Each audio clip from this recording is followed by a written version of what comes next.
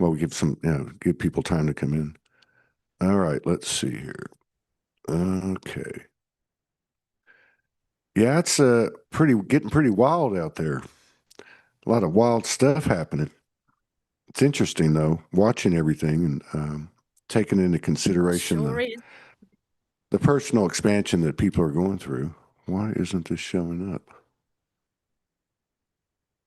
Let me try something else. Huh. Is it working? No, it's not. Huh. Well, all right, let me check something real quick.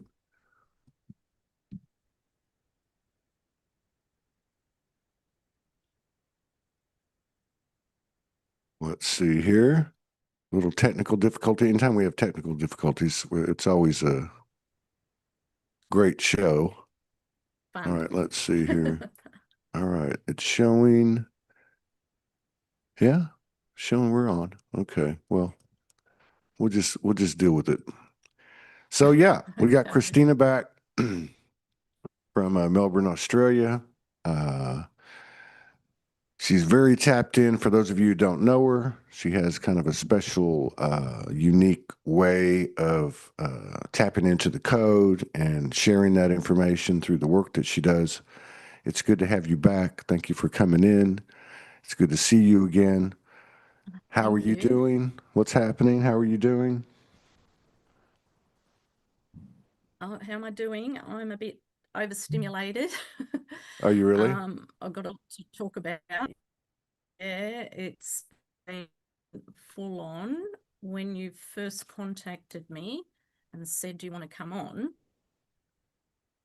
Got the message and I thought, "Oh, I've got nothing to talk about for the first time in my life." I thought, what am I going to talk about? I've got nothing. Nothing's happening. And I sort of said to the universe, okay, if I'm meant to be on, what will I talk about?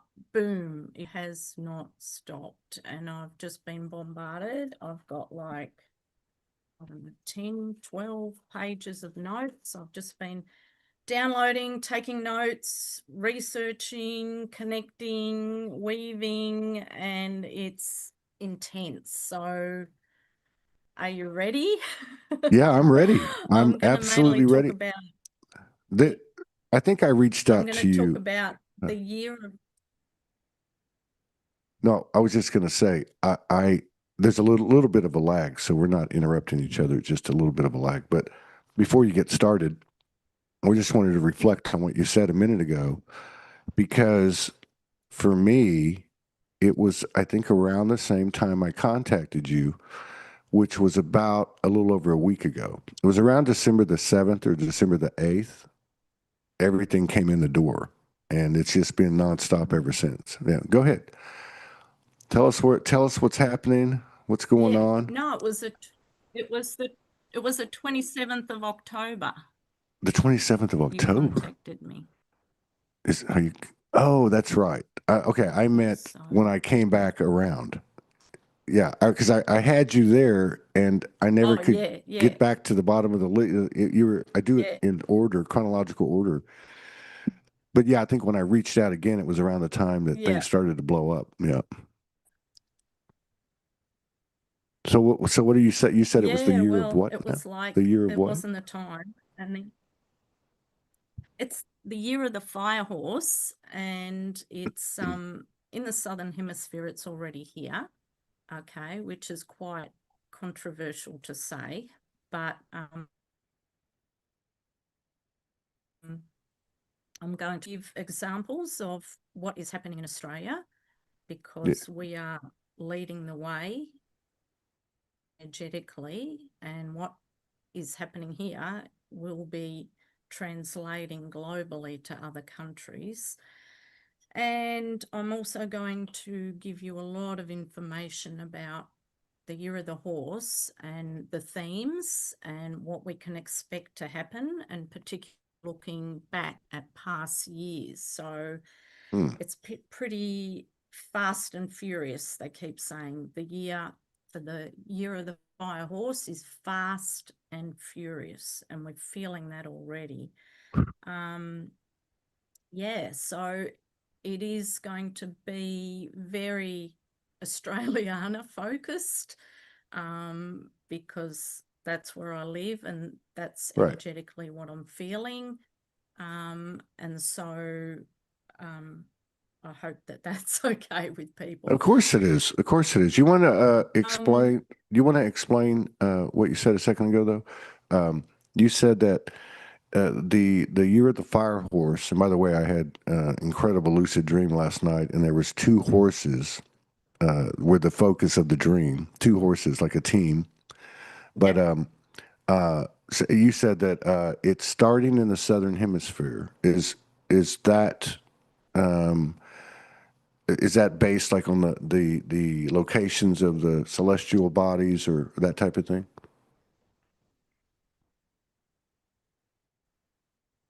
It's based energetically rather than the celestial bodies. And I'm a feng shui practitioner, and I studied and practiced astrology and qigong and all of that for 25 years. Um, so my background is a Southern Hemisphere practitioner. Most of the information comes from China, which is in the Northern Hemisphere. And what a lot of people practicing and living in Australia discovered was it wasn't quite a perfect fit because the energy here is different. So the first dawn or the first light comes onto the planet through a place called the Millennium Island. It's also called Caroline Island, and it's uninhabited. You can go there as a tourist, but there's no, I don't think there's any buildings, so you can't stay there. So that is the point of first light on the planet, and that is in the Pacific, in the Southern Hemisphere. And then the energy, it dawns in a place called the Chatham Islands, in the Pacific. And then the light goes to New Zealand at a city called Gisborne on the east coast. And Aotearoa is also, they say, the land of first light. But strictly speaking, it has arrived in those islands first. Then it comes to Australia on the east coast of Cape Byron, Byron Bay. That's why that's such a powerfully spiritual portal for Australia. And then it travels to Japan, and Japan's known as the land of the rising sun because the sun rises there earlier than anywhere else, I think, in the Northern Hemisphere. That's the first place. Okay, so energetically, we start off with the first light, and that's really obvious to Northern Hemisphere people on New Year's Eve when we have the celebrations and it travels all around the world, and everyone watches the fireworks in Sydney because, you know, we've already entered the new year. So we've already got our foot in the water in the new energy. Okay. And energetically, the Southern Hemisphere is very different to the North. The water spins anti-clockwise. Our weather systems are anti-clockwise. Our seasons are 6 months energetically ahead. So what that means is around the end of July, August, which also correlates with the Galactic New Year and the rising of Sirius and the Egyptian year, that is theoretically when Australia starts, the Southern Hemisphere starts the new lunar year, the Chinese year. So we're already feeling it.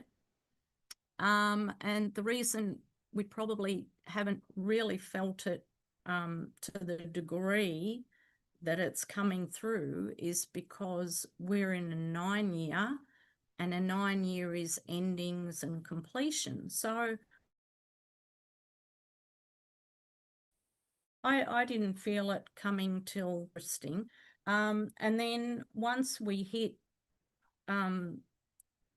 November, and it was an 1111 code. So the way I operate is I'm a world bridger and a weaver, and I don't sort of stick to one system. I observe all the patterns and codes and how they work, because the numerology affects you know, astrology, the Chinese, the lunar, the Mayan, the dream spell, and yeah, I weave it all of each of the codes. So as I said, being in the wood snake year and a 9 year, that really dampened down the fire horse.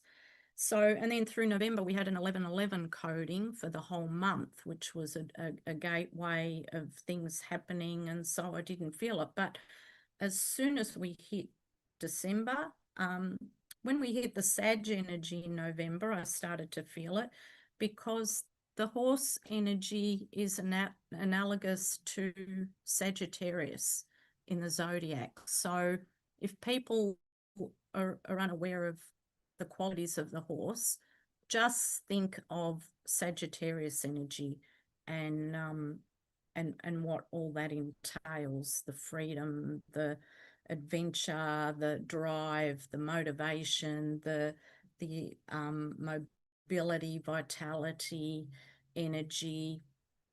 All of that energy is what the horse entails and what Sag energy entails. So once we hit December 1st and the coding changed from 1111 to 12-3 coding, which is a lot lighter and joy and happiness, and we had the Sagittarius come along, the horse really took off. I really felt it, and I'd been observing events and recording and observing, and finally the penny dropped and put it all together. And it's just been amazing. Okay, now the fire horse, it's a yang fire horse. So we have yin and yang. So yang is masculine, yin is feminine. The wood snake was a feminine energy. It was a yin wood snake. And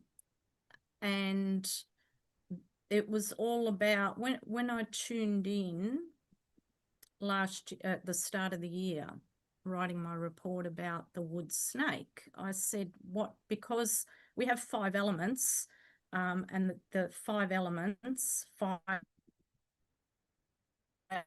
earth, metal, water, and wood in the Chinese astrology, and metal translates to ether, and the wood element translates to air element.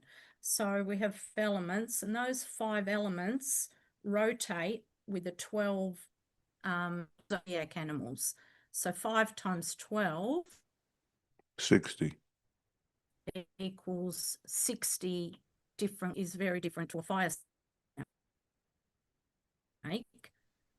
And when I asked for the symbology of it, I got the word snake in the grass, snake in the grass.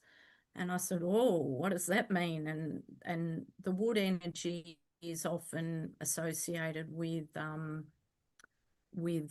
gossip, lawsuits, that sort of energy. And being in the grass, the snake was hidden, you know, ready to bite, and a lot of toxicity and whatever. And so all of that was coming out, and clearly we're all over it and all over familiar with the end of the wood snake and having to do the inner work and shed our skin. And Spirit told me we have to do the shedding and shed our skin before the fire horse arrives.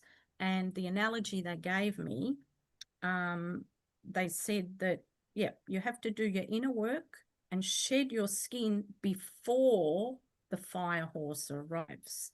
And then showed me the old cowboy movies where when they'd you know, catch the enemy or whatever, instead of killing them, they would get a rope, tie it to their ankles and tie it to the horse, and then hit the horse, and the horse would gallop away, skinning the skin of the person attached. So they said to me, if you haven't done your work during the wood snake year and shed your skin, that's what will happen. You will literally be tied to the horse, and the horse will be taking off, and you'll be, all your skin will be grazed and whatever, and you will have a lot of suffering and pain and whatever, and it's going to be a really difficult task to get back on your feet if you survive.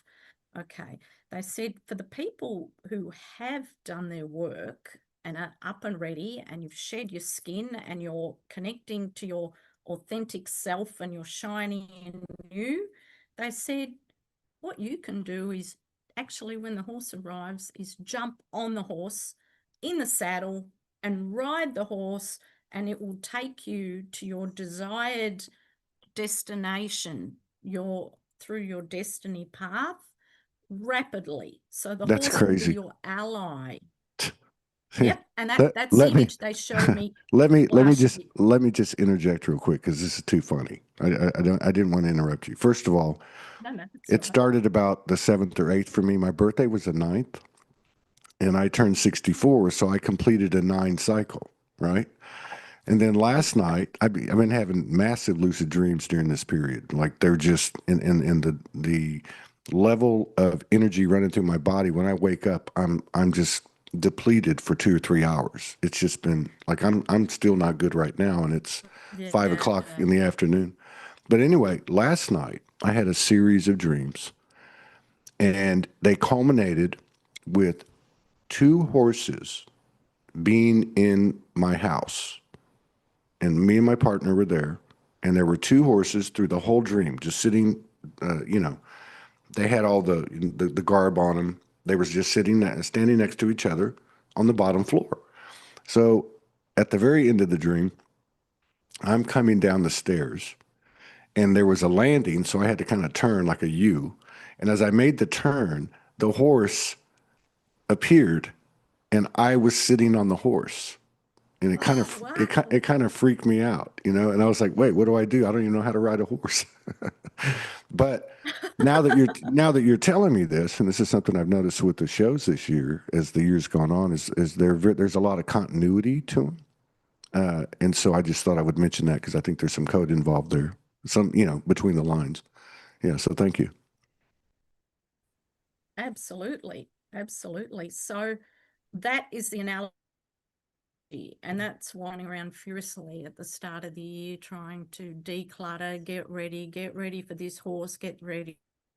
Anyway, the horses come, and I have done a lot of work, but I'm still a bit overwhelmed, and my nervous system is frying like yours with the amount of energy going through. And it's like, oh my God, can I keep up this pace with this horse? And so we're really going to need to ground because there's so much fire energy. Okay, now the horse, as I said, is a yang fire horse.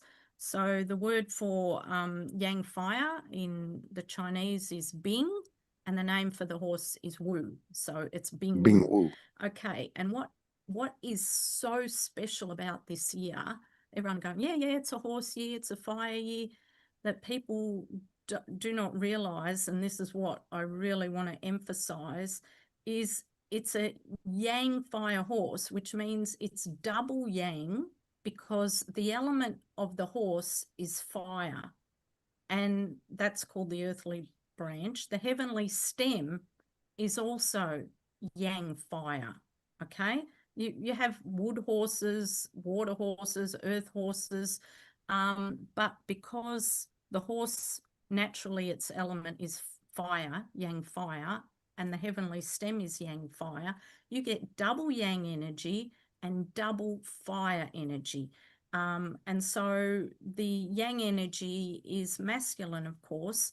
Now, this is like the alpha male. It's the top of the ladder. Out of 60 combinations, this is the most potent, the most dynamic, the most energetic of all 60 combinations.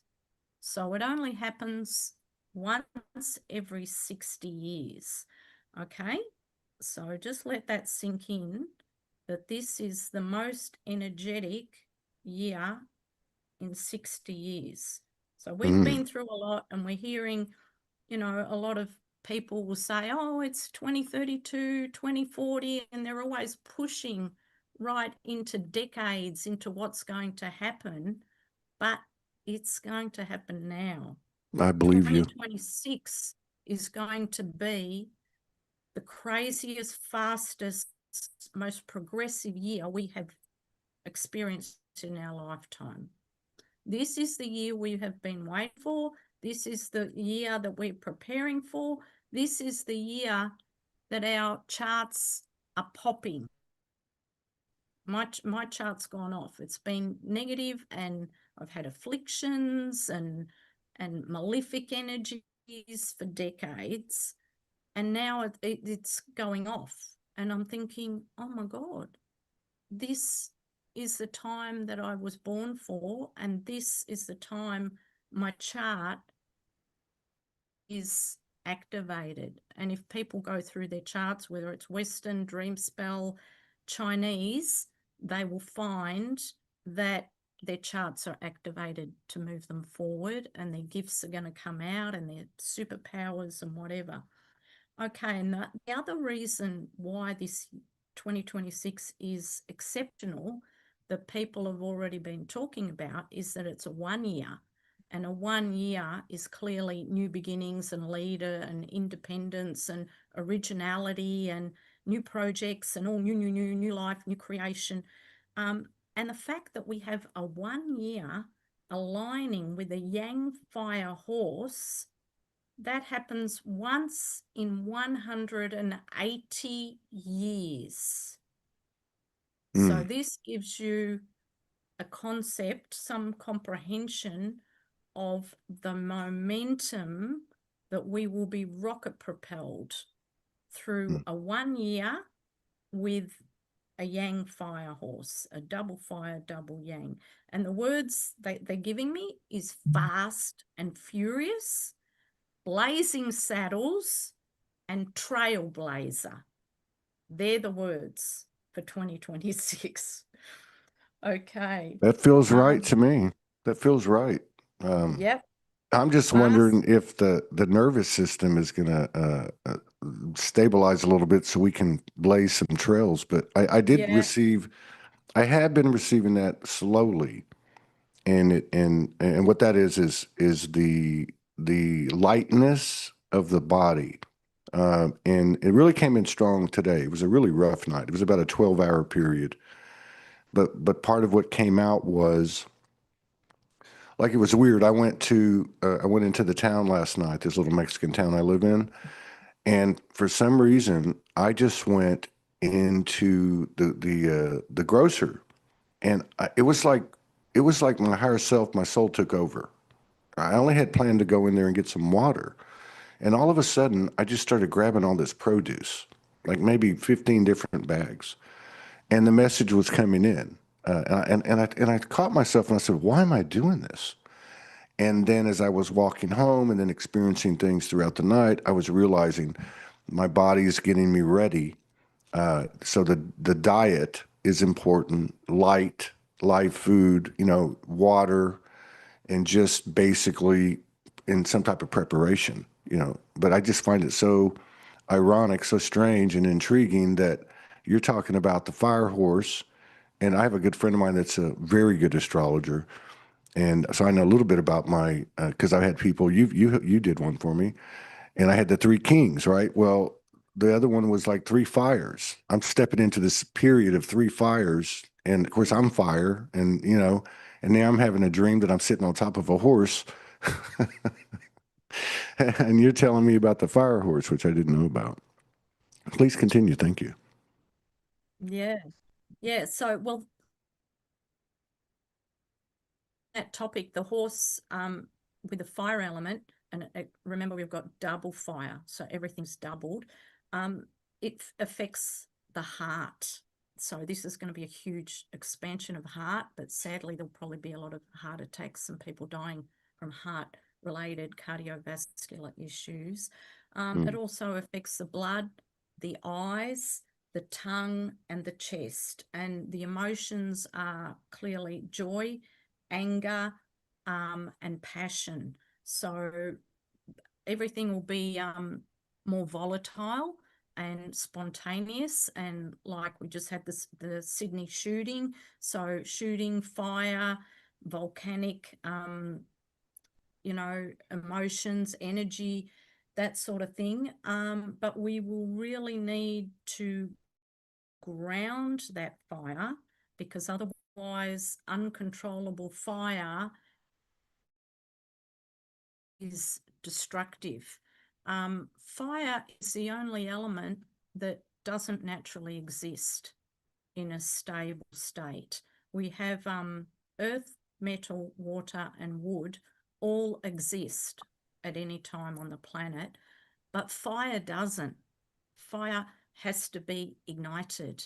It has to be fueled. And so it's clearly unstable, but it's got to be ignited through your passion, through your motivation, through your creativity. And it's like a spark, but you've got to keep putting the wood on the fire, but not too much wood, because then you'll just get too hot and you'll be sweating and it'll be like a sweat lodge. So fire is a really, really, yeah, interesting element, and That makes it's going to sense. be a very, very, Yeah, that makes sense to me too, and I'll tell you why. Because uh, so as I've gone into this last month of the year, and the year's winding down, because it's been a hell of a year since that last solstice hit.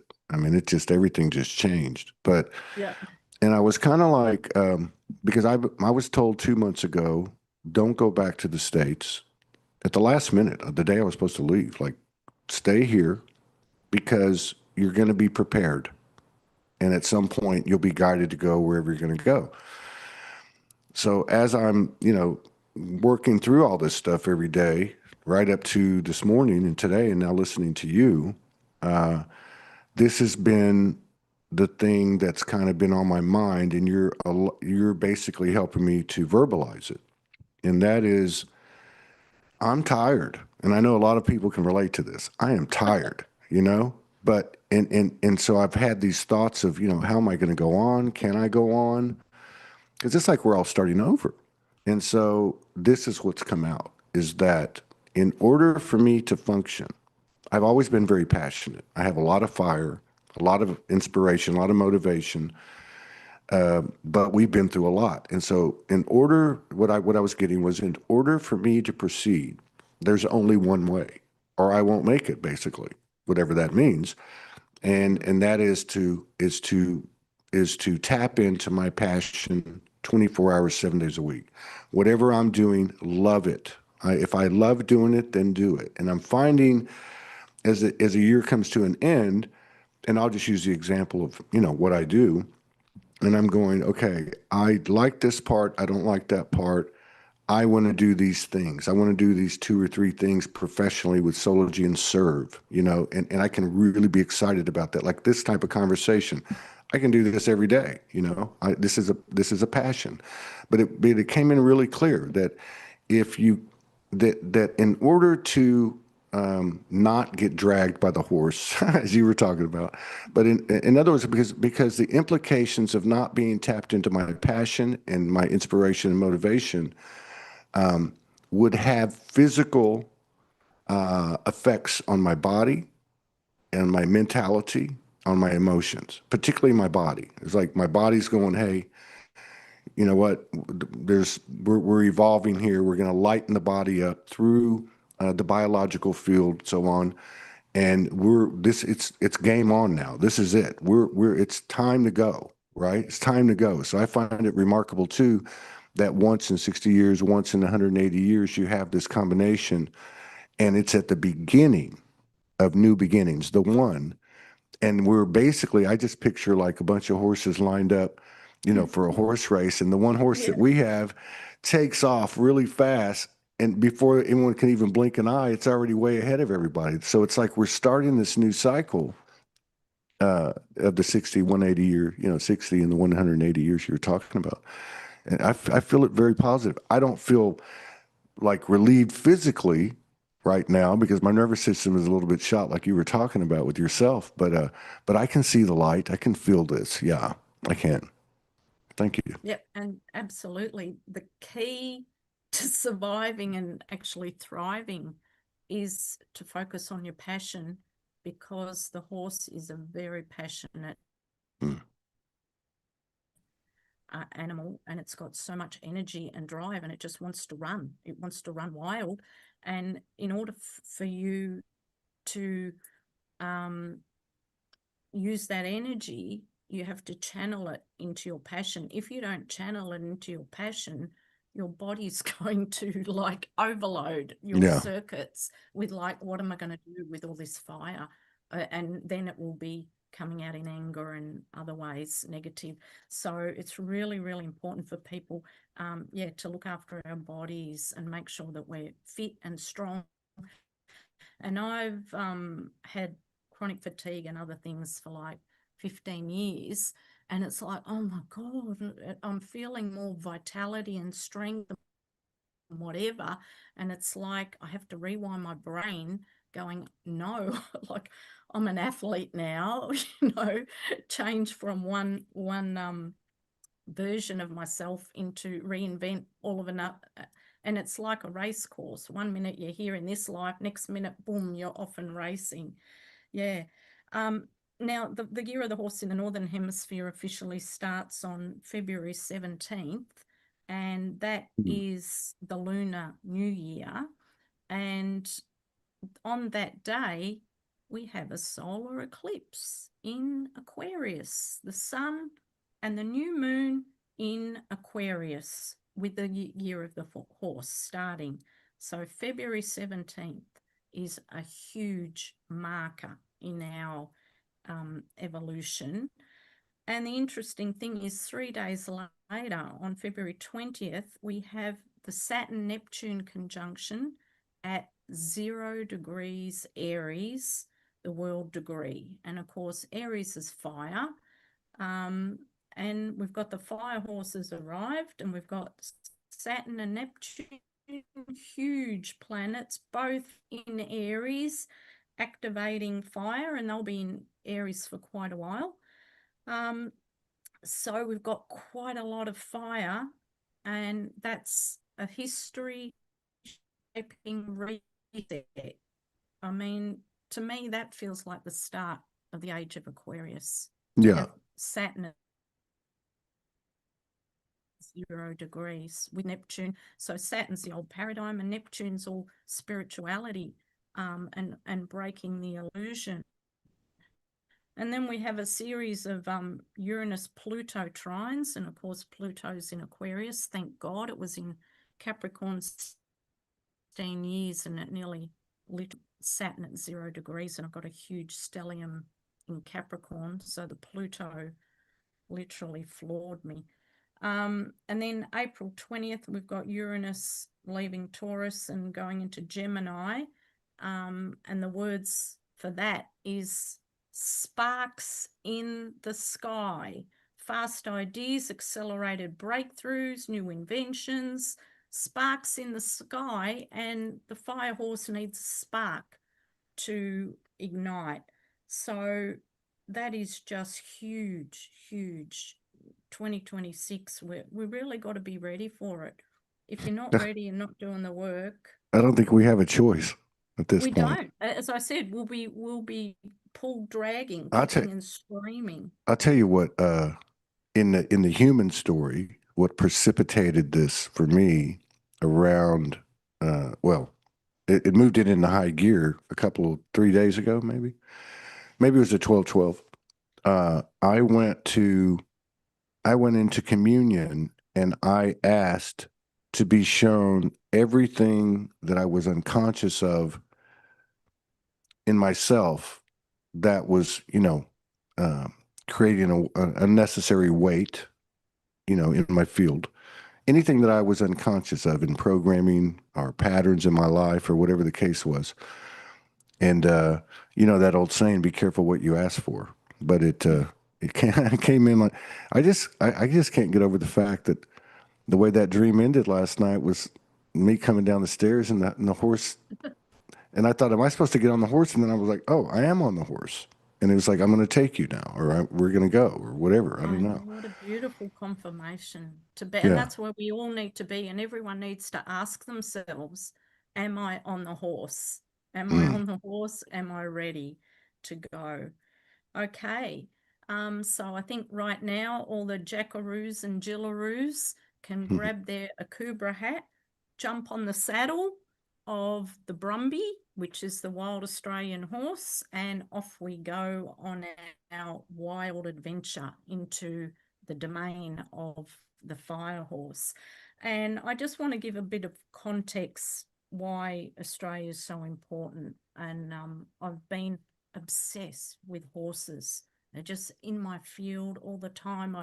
I just follow all these horse pages. I just can't get enough of learning about the horse and the wild horse, not the domesticated horse. Okay. In Australia, we call our wild horses the Brumby. And the reason we call them the Brumby was because they're an introduced species. They were introduced in the 1800s by the European settlers after Australia. Captain Cook came and they settled Australia. The early settlers started arriving, and some of them brought their horses from Europe and Britain and whatever. So our horses are a cross between thoroughbred Arabian and working breed. And a man called Sergeant James Brumby was a soldier. I think he was a British soldier. He arrived in Australia and had quite a few horses. And in 1804, he released his horses into the wild because he was moving to Tasmania, apparently. And the name then people started saying, oh, they're James Brumby's horses. They're Brumby's horses. So it sort of stuck, and a wild horse was called a Brumby. So from those few horses, the horses were used for transport and labour in those days, pre-cars and vehicles. So transport is a huge industry that is going to be activated through the year of the horse, and I'll give some examples of that. So in early colonial Australia, and in fact globally, the horse was the main form of transport. Okay, so these horses that were let loose in 1804 then spread throughout Australia. And in 2011, they took a census of Australia's wild horses, and there hasn't really been a proper one done since then. And our population of horses in 2011 was 400,000 wild Brumbies. Okay, so Australia actually has the world's largest population of wild horses than anywhere in the world. That's wild. And Australia, and that's why we're such a big free country. Freedom is inherent in our Australian nature and culture. It's part of the core of who Australians are. We are young and free, as the words go in our national anthem. Okay. And it's part of our colonial history about the horses. So we had 400,000 in 2011. We don't know how many we've actually got now because it's actually quite difficult to document the numbers. But amazingly, I've been following these people that are horse trainers and photographers in Australia and New Zealand, and in the wild brumbies are mustered, they then catch them and break them in, and they actually keep a database and a catalogue of the horses. They do amazing work with no recompense for what the job that they're doing. But anyway, most Australians will be familiar with Man from Snowy River and the legend of the horse riders in the Kosciuszko National Park, the Snowy River, where it's very sort of romanticized, and they made a film about it. There's a Banjo Patterson poem that goes, there was movement at the station, for the word had got around that the colt from Old Regret had broken free. And that epitomizes the whole fire horse. There was movement at the station, movement, stations, transport. The colt from Old Regret had escaped, and then they were trying to catch it, but the spirit of the horse wanted freedom. It was wild. It didn't want to be held down. We've been trapped and we've been stagnant and we've held back, and we just want to break free now, and the horse is going to allow us to do that. Okay, in the numbers in the Snowy Mountains were 4,000, and the population, was 19,000 horses just in that area, and it's dropped to below 4,000 in 2024-25, and the government want that number to be reduced to 3,000. So that's an extra 1,000 that horses they want to cull by 2027. The irony is that our wild horse numbers dramatically dropped due to fire, flood, drought, all of those conditions, and culling. They use helicopters to shoot them, and it's really horrific what they do to the horses. And they do it around spring when it's breeding time, and aerially they shoot them, and the mares are pregnant with foals. They shoot the foals, the mares, and everything. That doesn't even make sense. Horrific suffering. Okay, so because of this suffering, the lobby groups managed to get a law passed in 2016 to protect the wild brumbies because they're so true to our hearts and our identity. So that law was passed in 2016. And the interesting thing is it caught my attention that we're going into the fire horse. So guess what? Last month, the New South Wales Parliament repealed that law which prevented culling the horses. So our brumbies are no longer protected in New South Wales. And as of February, when the fire horse starts, they're going to start a culling spree to reduce the horses. So this is going to be a national outrage, just like in Canada, they massacred all those ostriches. So it's bringing the attention to the animals, but this is going to be the heart of the Australian people rebelling, because they're all ignited now, and we've got a lot of rebellion going on here. It's all symbolic. Yeah, it's interesting that during World War I, Australia provided 130,000 horses were shipped out of Australia globally for the war because they didn't have many, tanks and cars and whatever, and they relied on the horses. And sadly, all those horses perished in the war. There was very few that survived. A couple came back to Australia, but most of them survived. So the horses have really been abused by people. We've used them in the war. We use them, you know, for labour. We use them for horse racing, whipping them. We use them for breeding. So now is really the time for us to honour the horses and allow them to help us rise up to their level, to the freedom, the adventure, the beauty of the horses. Yeah, so I just wanted to go through a few more characteristics of what the horse embodies. So if you're a bit disconnected or confused as to what's coming, think of a wild horse and what characteristics it has.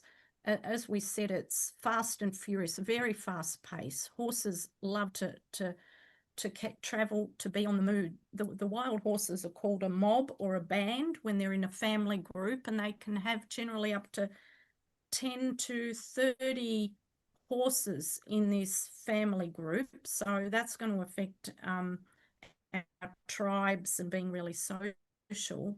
So in the family groups, people might be aware of the film, The Black Stallion. You have one stallion that's the alpha male, and the whole family is his mares, females, and the foals. If the foals are female, they stay with the band. If they're male, after 2 years, they get kicked out of the family and they're on their own. They're young bachelors, and what they normally do is they join with other bachelors because they're lonely, and then as they get older and stronger, they then have to challenge a stallion to steal a mare and create their own band. And horses live for 20 to 30 years, and in the wild, this is what they do.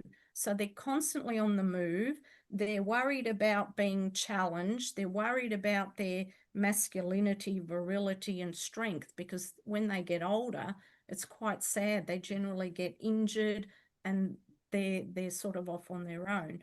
And what happens when they muster the horses to domesticate them, they'll take the whole band of the mares and the young foals and yearlings, and in most cases they throw back the stallion because it's just too wild and too hard and takes too much time to train.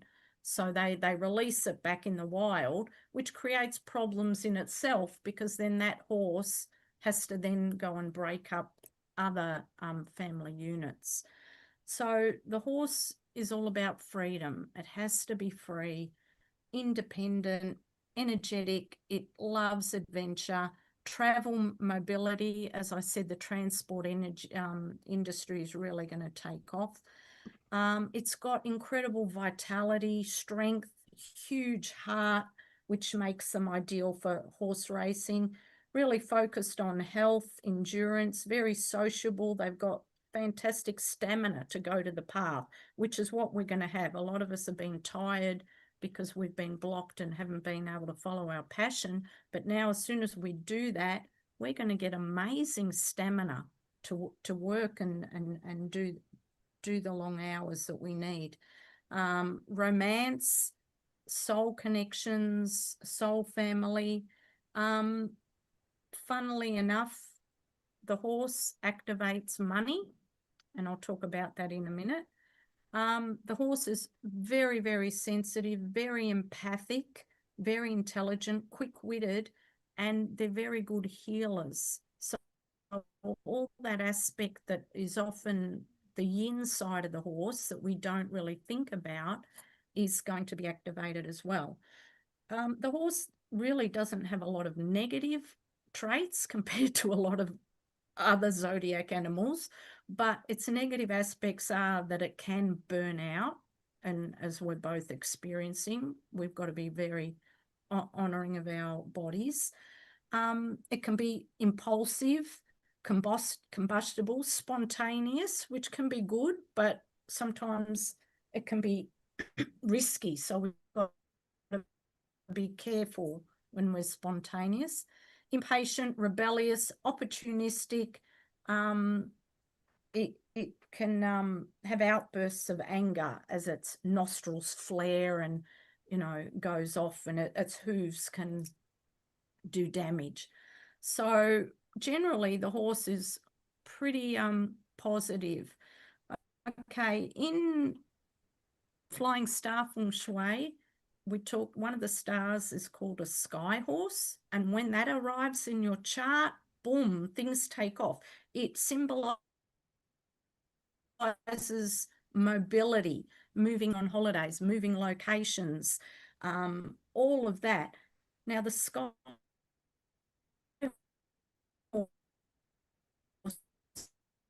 governs the small, and the sky horse, like a dragon, rules the heavenly celestial realms. Think of the chariots flying with the gods. So the flying horses are activating space travel, UFOs, adventure, all of those realms traveling. So it'll be interesting to see what happens with the space travel, whether our flying cars are finally going to come, but there's going to be very, very fast travel coming through the horse. Now, when you said that, Yeah. Originally about a couple of times about transport, the first thing I thought of was the transportation beneath the surface of the earth. These Yep. Magnetic, I forget what they're called, what they run on. Trains. Yeah, and they're supposedly, like you can go from LA to Washington DC in 20 minutes, or something like that. That's the first thing I thought of, and part of the reason is because a lot of my downloads initially, way back when, involved the Australian continent, and some of the things that I was shown were obviously, thousands of years ago. We had come and we were seeding the earth, and there were these uh, modes of transportation beneath the earth. That was part of it, and the other part was, like you were talking about, they were more of like small ships that we would travel, above the ground and go do our work. So I just wonder, now that the veils are coming off, if the way you're speaking of the fast pace of the technological advances, it would make sense to me that some of these are already in place, and that we're not going to have to go out and rebuild everything. You know what I mean? So it would And make. that's the thing with the horse that is amazing me. It's not, you look around and it's there and it's there and it's there and it's there. And it's like, where did that come from? How did that happen? It's already materialized. So all these things are going to just appear. It's not going to be that long process of development and research, and it's just going to be here. There's a new thing. There's a new adventure. There's, invention. So I'm going to focus on Melbourne now and Australia, on what I've noticed that's been activated by the fire horse and travel that is just wild. Okay, so it's yang fire and double yang. So that activates big projects, big government projects, global projects, big corp projects, massive. We're talking billions of dollars. Okay, now on the 30th of November here in Melbourne, seemingly out of nowhere, the Melbourne rail tunnel opened. 5 new stations and 9 kilometres of tunnels under the city. We already had an existing inner city rail underground system, sort of like London's Tube and whatever. Yeah. But the last, 15 years, which is mind-boggling, Melbourne's been a mess because underneath the ground in the tunnels that you're talking about, they blasted and built this whole infrastructure around all the gas, the water mains, you know, the telecommunications underneath the foundations of these buildings. They've built practically a whole city, 5 stations, 9 kilometres of underground tunnels, and that opened on the 30th of November, which tells you that the fire horse is here. And boom, Melbourne has exploded, because this is going to improve the mobility of everyone and the connection of outer suburbs coming in. And there's just this buzz in Melbourne. And it all started, November 12th, we had a world record attempt, not attempt, successful, the bagpipe. I don't know if you heard about it. AC/DC concert was playing in Melbourne after so many years they've returned. Yeah. And they decided to do a world record attempt of bagpipes playing their song "It's a Long Way to the Top," if you want to rock and roll. 374 pipers in Federation Square in the city. And when I heard that, I thought, oh my God, that was right after Halloween, November 12th. And I'm thinking, this is blasting out all that negative energy. Bagpipes are so powerful. And it was like the clarion call, the trumpets, that, hey, Melbourne is moving forward and the negativity is being cleared, and this is where we're going, because the fire horse is taking us there. And then we had the Oasis concerts, and in the railway station, Transport, Southern Cross, one of our biggest railway stations in the city, where they would all converge to leave the concert, a busker started there after the concert. So instead of stress and rush and negativity, people were high as a kite singing, and they had drones of the people singing and the crowds. And then we've had all these concerts coming along. We've had all these lights everywhere activated, and we've had a lot of controversy with our Melbourne City Council with their wokeism. They wouldn't allow Christianity. You couldn't say Merry Christmas. They couldn't have a nativity scene. So the deputy female mayor, I think she's new, has come in and said, no, we're having the nativity scene. We're bringing this, that. We're bringing back Christianity into thing. And Melbourne has come alive. There's this energy, and I don't go to the city. I haven't been there for 10 years or something. I hate it. And now I'm just getting this pull. I've got to go there. So along with the tunnel system, the government have generously, graciously made public transport free every weekend for anyone, tourists, Australia, locals, for buses, trains and trams until February.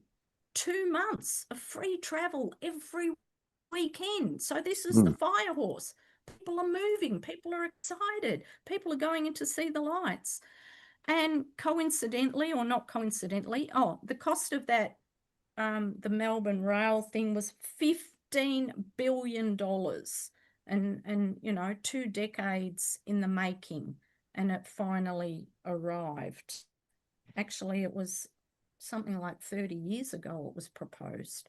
Anyway, then we also got, I don't know if you've heard of the Sydney Harbour Bridge, but Melbourne, we've got the Westgate Bridge, which is our bridge that links the city to the western suburbs. Anyway, now, because of the traffic and whatever, it was last Sunday, this tunnel has opened that goes underneath the Yarra and takes a lot of the traffic off from the bridge. So we've got an underground road, a tunnel, double lane, going under the river, and that was a cost of $10 billion. And that was started in 2017. So here's 2 massive transport $1 billion. One's 15 billion, one 10 billion, all opening within the same month, coming to fruition. And I'm thinking, oh my God. Now, see, Sydney has built a new airport, and the first part of that is that's at a cost of $11 billion, and that's scheduled to open in 2026. So Mm. Sydney's transport's going to go off. So it's massive. And I know in Greece, I don't know a lot of details about it, but they've now they're building a project called Ellinikon, which means Greek, and it's called the Athens Metro Coast project. And they're I think they've got a rail link, and so they're going to open up that area of the coast as a huge big tourist development from Athens. So that's going to really improve the mobility, and this is going to happen in every country. All of a sudden, these government projects will just like, people will go, I didn't even know that was happening. And because we're reality jumping, we're jumping timelines, and it's just there. Where did that come from? This is why my nervous system's been stressed. It's like, where did that come from? Where's that? February 18, which is the day after the Year of the Horse starts, the new Footscray Hospital is open with 504 beds. The old hospital was just a disgrace. This was 5 years in the building, the project, $1.5 billion to build that hospital, and it's opening the day after the Year of the Horse starts in the Northern Hemisphere.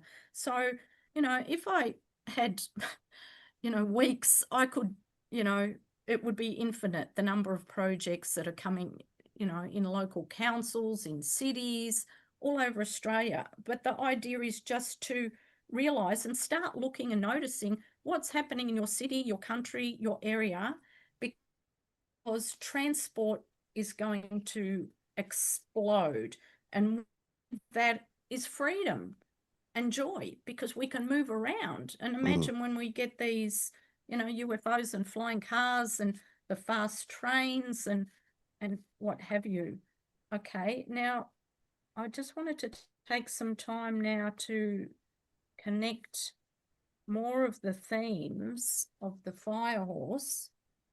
So, as I said, the fire horse occurs every 60 years, but the one with the horse is 180 years. So every 60 years, the fire horse arrives. So like Western astrology, the reason they can forecast and prophesize and tell you this transit, this conjunction, what effect it's going to have, is because they look back in time. When did that happen? And what occurred? What events occurred from that conjunction or transit? And they have, empirical data to base their prophecies on. So I've done the same with the Year of the Horse, but I've only done 2 years because, yeah, it's a lot of work, and it's just the point of finding the patterns, what happened in the years of the fire horse. Okay, so the last fire horse was 1966. Were you alive then when we were Yes. born? Oh yeah, 61. You were born 61. Yeah, I was 62. So we were little bubs, but we knew later on happened in the swinging 60s. So the swinging 60s were a wild time of freedom, rebellion, and whatever. But the peak of it was 66 when the fire horse hit. It just exploded. And that was the start of China's tumultuous cultural revolution in China. And we had the Vietnam War going, and all the controversy all over the world, in America, in Australia, in Europe, huge big demonstrations about anti-Vietnam. Lots of revolution. Lots of revolution in the Yeah, air. and that's what's coming. That a lot of people are going, oh, it's going to be chaos, instability, revolution, rebellion. Yes, but it's going to be quick. Yeah, And like it's going to be they just pulled off in Bulgaria. Yep. That was what they did there. Yeah. It's all fast now. It's not just protest and whatever for the sake of it. When the uprising happens, like the French Revolution, the American Revolution, people have been pushed to the limit. They've got double fire. They're combusting and they're going, no, no more. We're taking our sovereignty. So this is going to be happening everywhere. The interesting thing is we had major advancements in space during the fire horse. And that's why people probably wouldn't make that link. But as I said, it's analogous to the Skywalker in the Mayan astrology. Red Skywalker is like a Sagittarius, is like a horse, and the Skywalker governs space, skywalking. Okay, so in 1966, the Soviets actually successfully landed on the moon, and they had their whole moon project, and you had that whole American Soviet space race going on then. Okay, Star Trek, the series, premiered in 1966. Hallelujah. Wow.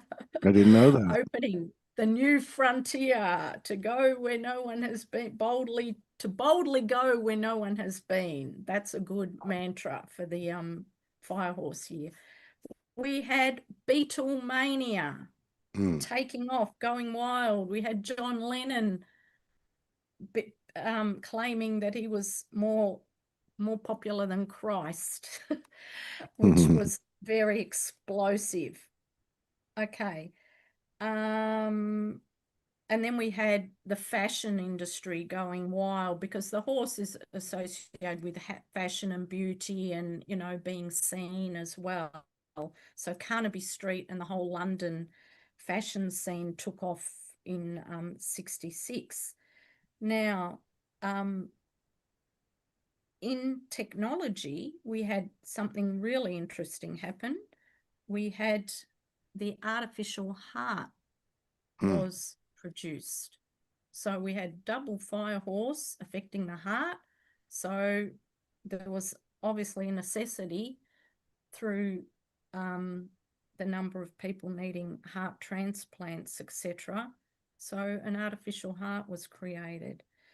Okay, and also in technology, which is coming over to another area of finance, that I said that the horse is going to activate banking and finance, which are earth industries. And the reason being is because double fire activates earth. It gives, it transforms in the productive cycle in 5-element theory, Chinese metaphysics. So fire feeds or activates the earth industry. Banking and finance is an earth industry, so it's going to boom. Okay, so 1966 and 1906 were the years that we had horse energy, fire horse. 1966, Australia adopted decimal currency. I didn't have a time to research whether we were the first in the world to go decimal or what, but this is what I'm saying about Australia being a pioneer, because we're the dream time and we seed the dream. So often things happen here first and then translate around the world. So Australia adopted decimal currency. And what it also happened in 66 was the patent was taken out. Would you believe ATMs, automatic teller machines, were invented in 1966? I didn't know that. And not only just the machine, they actually patented the plastic card and using a pin on the card.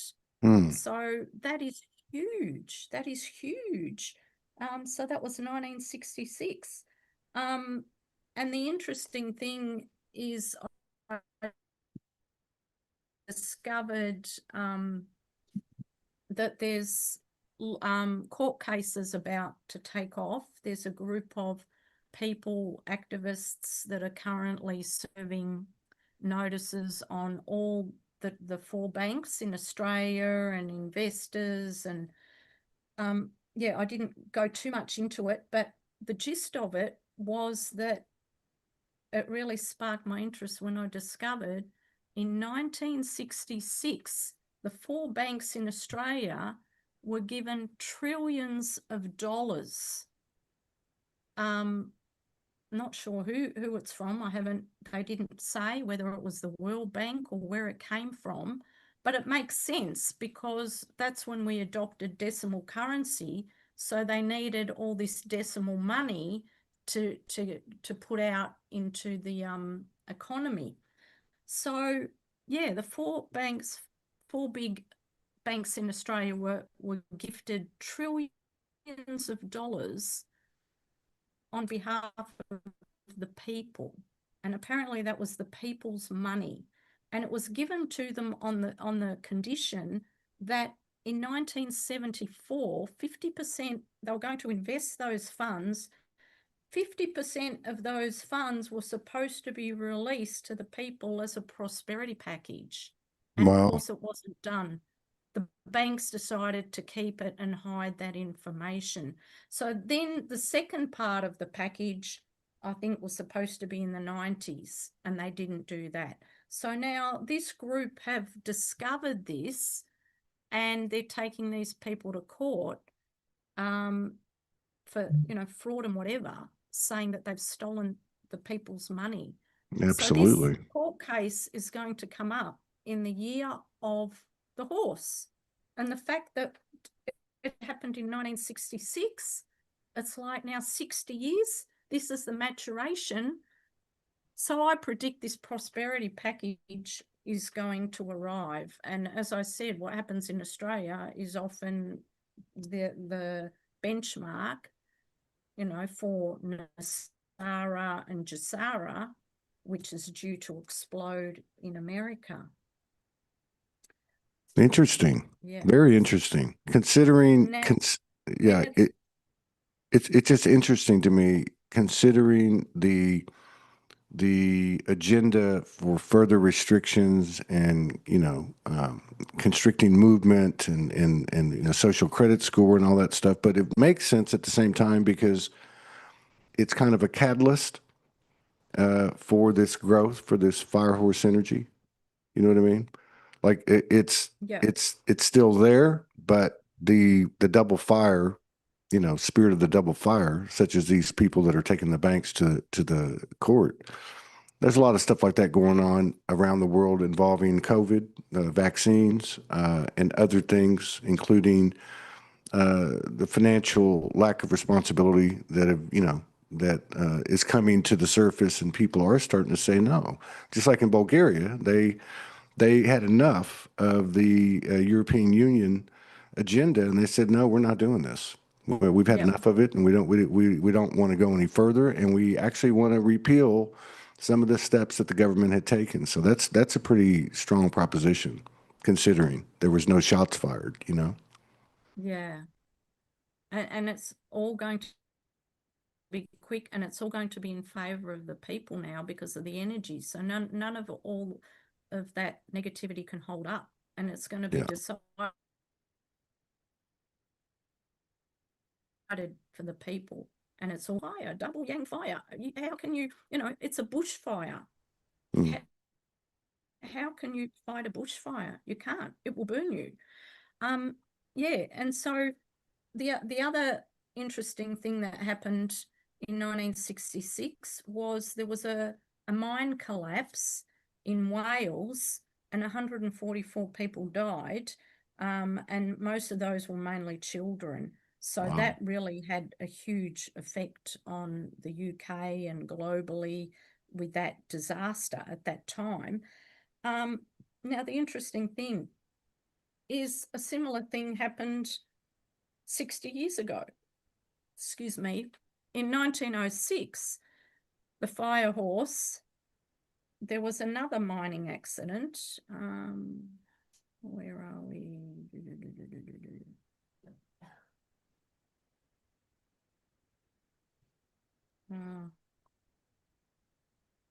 I didn't put it down.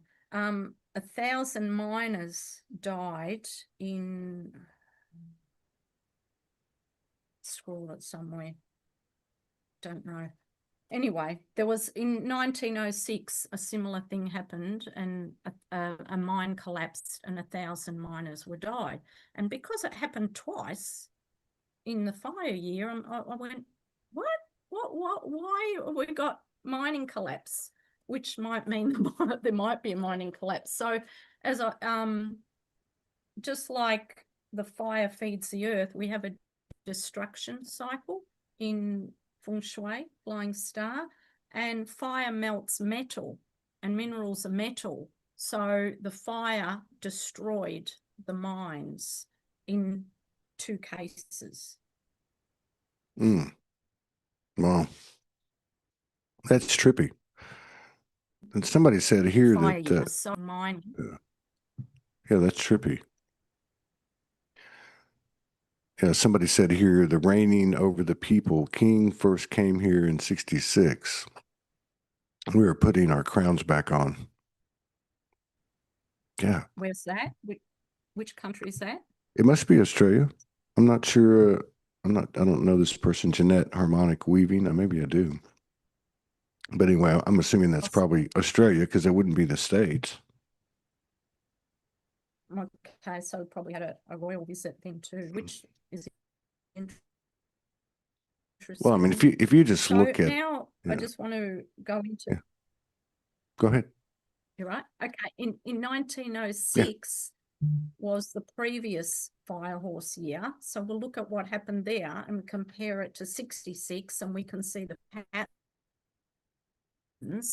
So in 1906, in technology, it amazes me when you look back and you see the technology that existed and we still don't have access to it. So this was 120 years ago. Wireless technology was patented, and the first sonar device was created. The first British battleship was commissioned, which really exploded the war. Because they now had battleships and they could fight on water. And the first European powered flight occurred in 1906. So that's all space, air, flight, transport, all of that. Politically, we had Norway became an independent country. Russia had massive reforms. Iran formalized its constitution. Gandhi was really emerging in South Africa, and there was a lot of rebellion there. There was a revolt in Cuba that the USA were dealing with. Morocco was being fought over, and France and Spain came over to take control. Atlanta, there was a race massacre. So there was a lot of instability, fighting for freedom and independence. And again, on transport, the Rolls-Royce company was founded, the car company, and the Simplon Tunnel opened, which was the world's longest railway tunnel connecting Italy and Switzerland. So again, you can see transport, rail transport seems to be huge in the horse years. Yeah. And the most pivotal event that happened in 1906, I'm not sure if you're aware of, but all Americans would be, they probably don't know the year, was the San Francisco Fire. earthquake. Oh, earthquake. San Francisco earthquake. Okay. Happened on 18th of April, 1906. The fires burned for 3 days. I think they had 500 fires burning, or 500 buildings. So there was an earthquake, 3 days it took them to put out the fires. San Francisco earthquake. So boom, the fire horse arrives, boom. Now the thing that really sent my alarm bells ringing was because I'm a weaver and I can't help myself. I always look up the Mayan. What day did that happen on? The San Francisco earthquake in 1906 occurred on Kin 10, which is the white planetary dog, guided by the mirror, the planetary mirror, which shatters the illusion. And the planetary dog is all about manifesting love and opening our hearts. So it's a fire horse here activating a heart, and the dog came along in this disaster that connected people through their hearts, through love and compassion. Now, what really freaked me out was I then looked at December 19th this year, which you know what's happening? That's yeah, that's the date that Three-Eye Atlas is closest to the Earth. Yeah, the Three-Eye Atlas perihelion. And that is actually happening on Kin 10, the planetary dog. Mm. The same day as the San Francisco earthquake. Wow, that's trippy. So Well, whatever happens that day it's going to be a hard vanity, and particularly Americans. you think? So Yeah. that will be exciting. And we've got the new moon in Sag on that day, which is fire again. Wow. So no what do you wonder think's going to happen? Did you have what any I think, dreams? you know what I think? I think that, well, first of all, this comprehensive, thorough explanation that you've given us is a beautiful thing. This is so cool. I feel like that the individual expansion has been just, yeah, fire horse. I mean, it's just taken off now. And at the same time, the distortion is going to run neck and neck with it. It's going to continue. So if I look at the Three-Eye Atlas, my first thought is it's a psyops. They may unveil Project Bluebeam or a fake alien invasion, but I really look at it more metaphorically, and it's coming into our field. It's something that's mysterious and unknown. It creates many different perspectives and perceptions, and like our friend Raylene says, they're all correct. And so I expect to see both. I expect to see an impact on the personal development and expansion of the consciousness of individuals, therefore the collective. And I also think there's going to be some fuckery or something like that. Big stuff going down. Well, with the Yeah. fire horse, this is the Yeah. thing. Anything can happen and will happen. Yeah. That's why we've got to be alert. But people need to be observers now and connect the dots and not get like we've just had the Sydney, Yeah. psyop with the shooting, and people are just drawn into it again. Yeah, And it it's is. like It's all the politics, and it's like it's another loose thing, and it's a distraction. And no, the horse says, don't look back. Yeah. Don't look back. If you keep in that energy, you're not doing your work. Focus on your passion. Focus on the future, on moving Yeah. forward. Yeah, that's interesting though, watching the Sydney thing. And at the same time, we had something happen in the States at one of the universities in the Northeast. And then there was another thing that happened in Europe all around the same time, which, kind of smells fishy. But what I noticed was virtually, even with the Charlie Kirk thing, the Charlie Kirk assassination, and some of the other things that have happened in the States, with Trump and just different things, people are on it. They're getting it. They're pulling, the digital Yeah. warriors are they're spotting things. There's this one guy that they busted. He was in the October 7th attack that happened.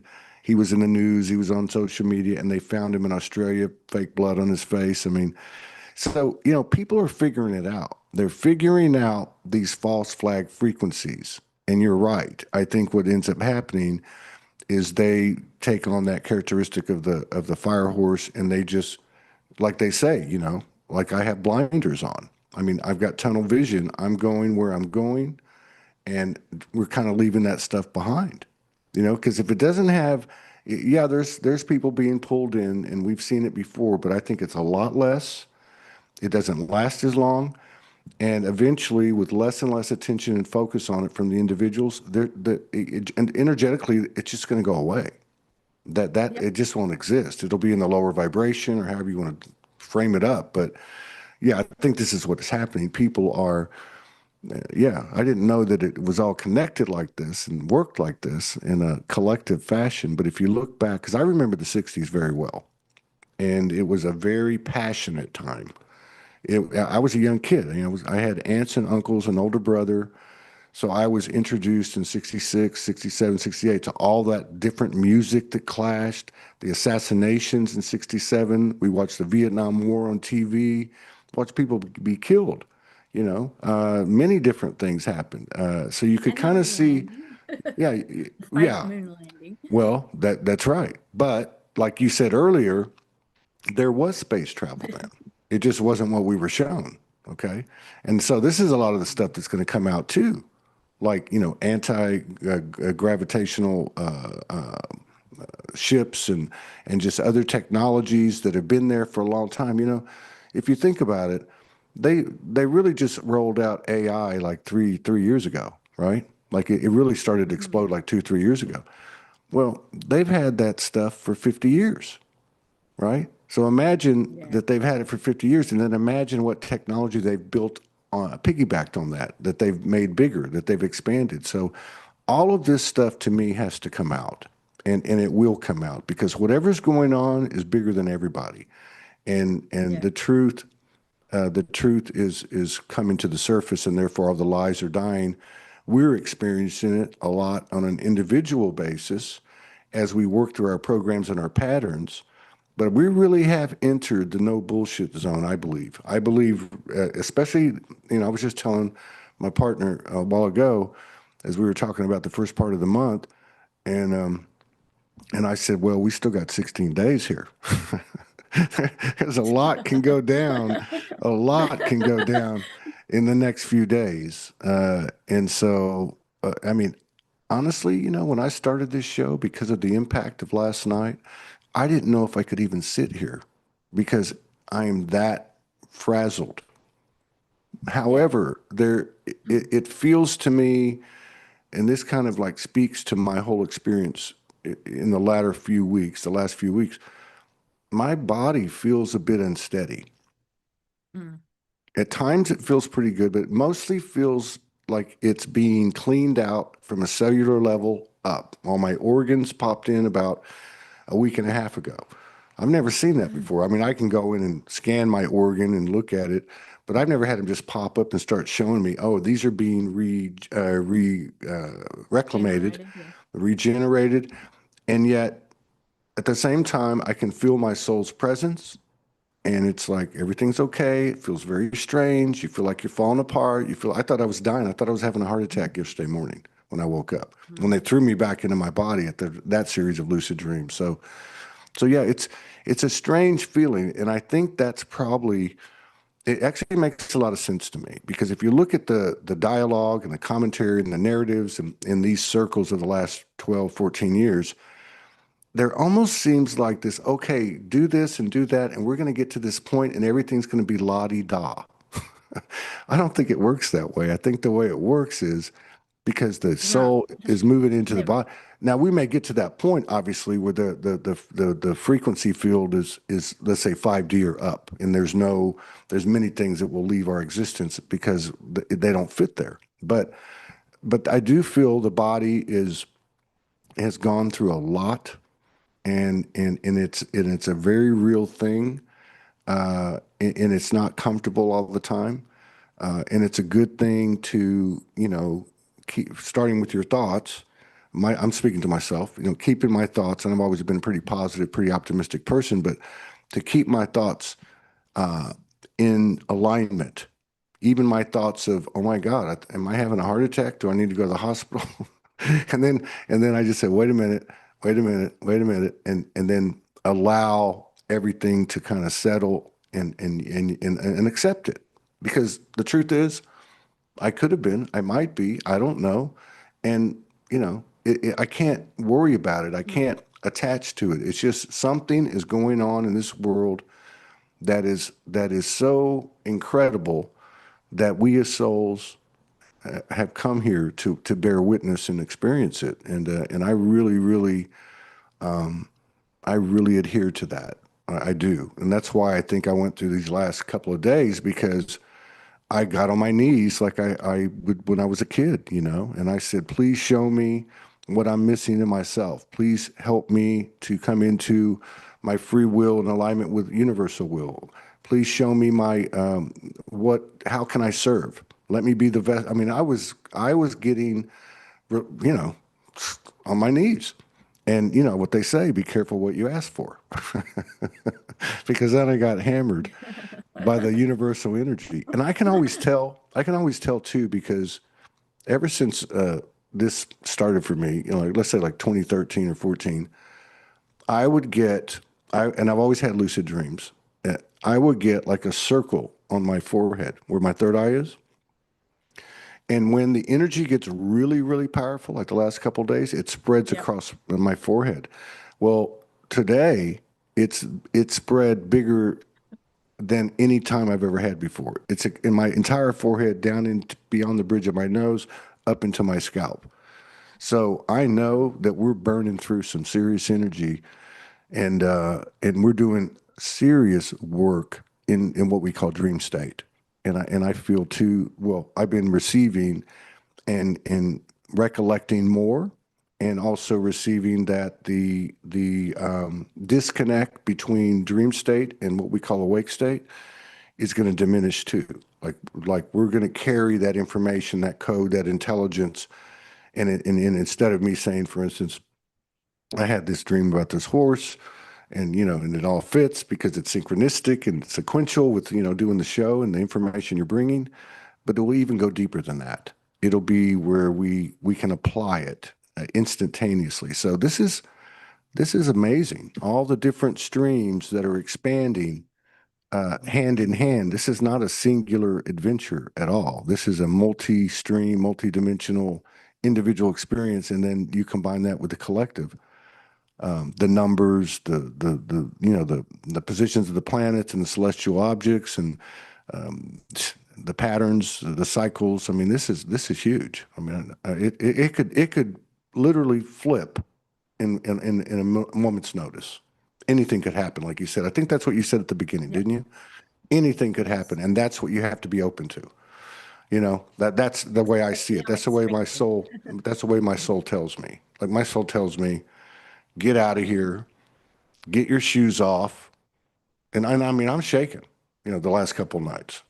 It's coming on, and get out there, take your shoes off, go out to the beach, put your feet in the sand, and just sit there.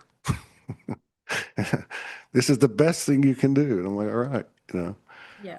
yeah. So, yeah, amazing I felt a lot of information. heart pain yesterday too, and I thought, same thing, my God, what's going on? Am I having a heart attack? Blah, Yeah. blah. And you think, oh no, it's the fire horse.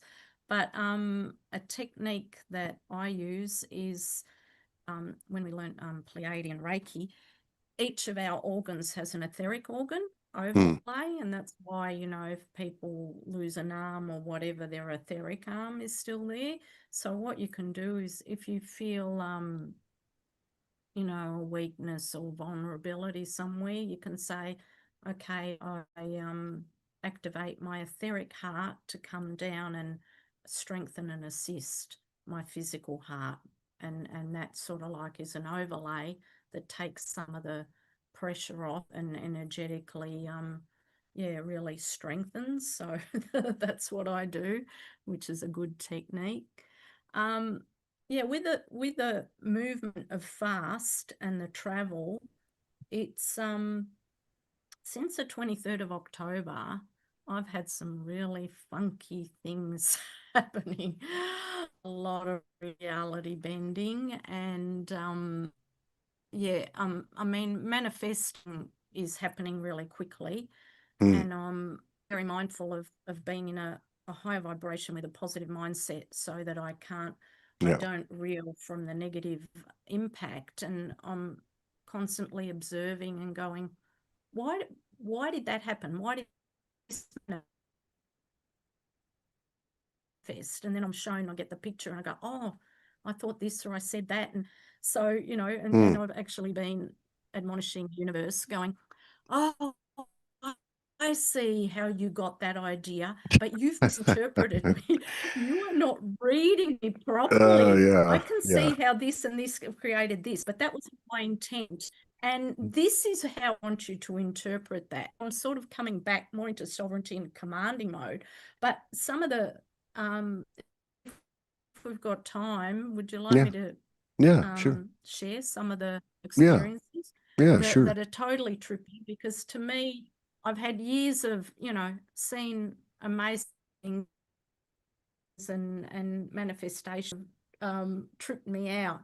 Okay, one was really amazing. Well, most of them were. The first one was we've had a lot of rain here, a lot of rain from the canals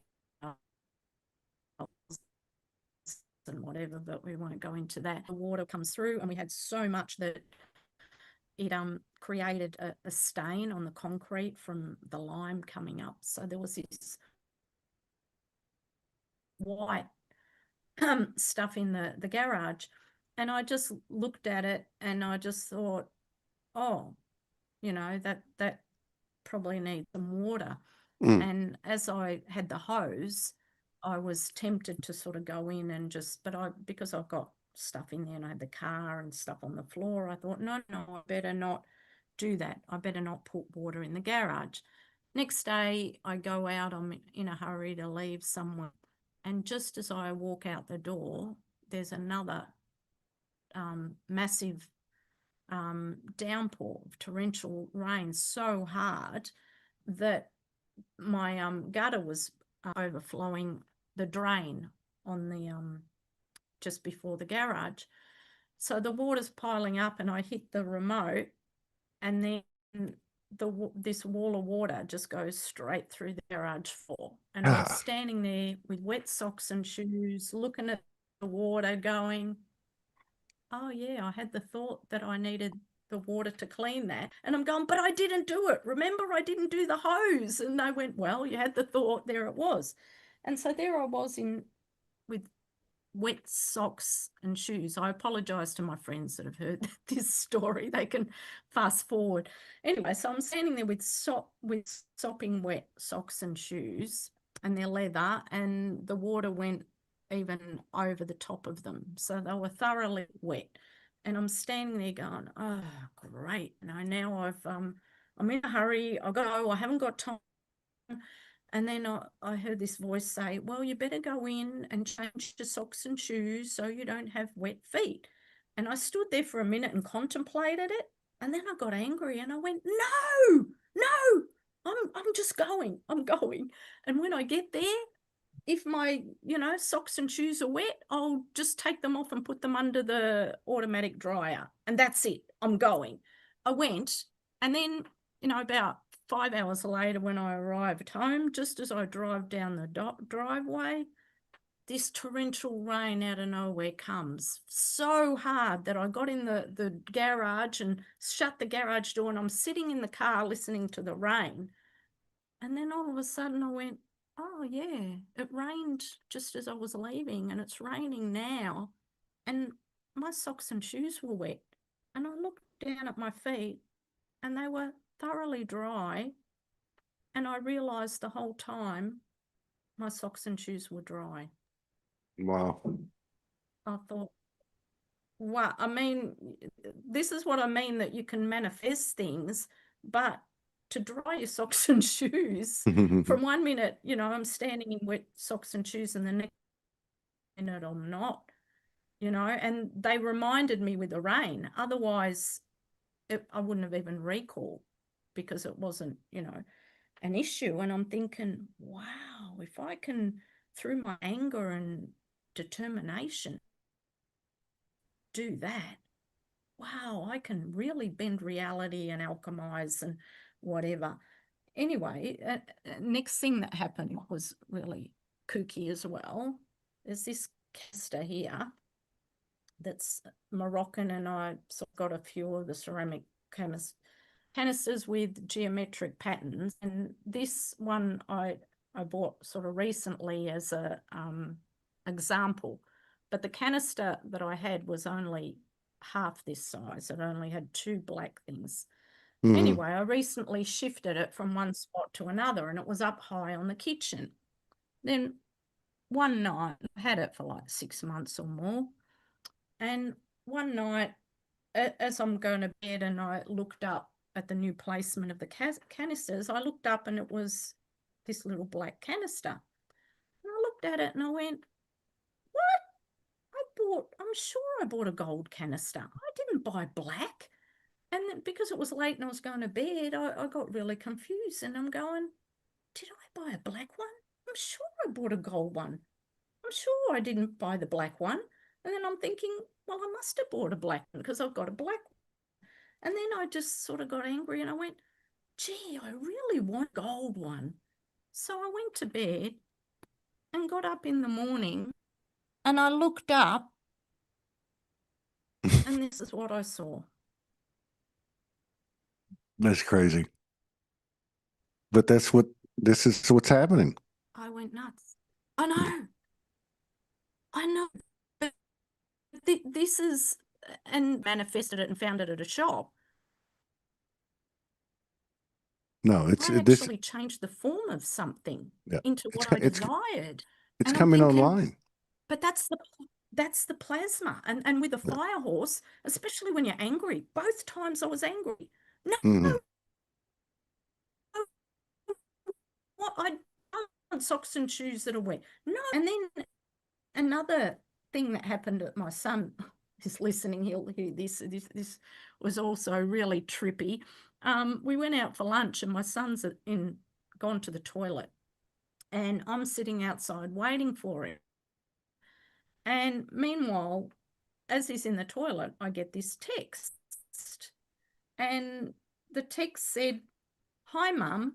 Earlier I had a where I dropped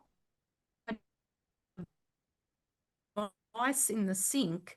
So now I'm texting on this new number. So I get this message out of nowhere. I didn't recognize the number and it said, hi, Mum. And I'm thinking, oh my God, what's Jerry doing in the toilet? Why is he texting me and why isn't it coming up with his name? Anyway, he walks out and I show him this text and I said, what's this about? And he goes, oh, Mum, I was standing at the sink and I nearly dropped my phone down well, you was worried about dropping his phone down the sink as he's standing there. And that at that exact moment, I get a text about someone who's dropped their phone in the sink. So what is that? Is that a parallel reality, a bit bleed through? I don't know. I think it's, make of that?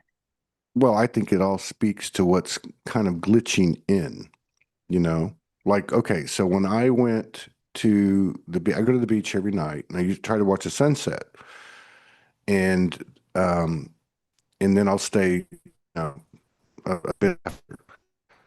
So 2 nights ago, when I had the first of 2 nights, last night being the second one, of really powerful interludes in the dream state with the lucid dreams and the energy running through my body, my forehead and third eye getting burned. I knew to go out there and I was very shaky. And when I went out there, now this was actually last night. Yeah.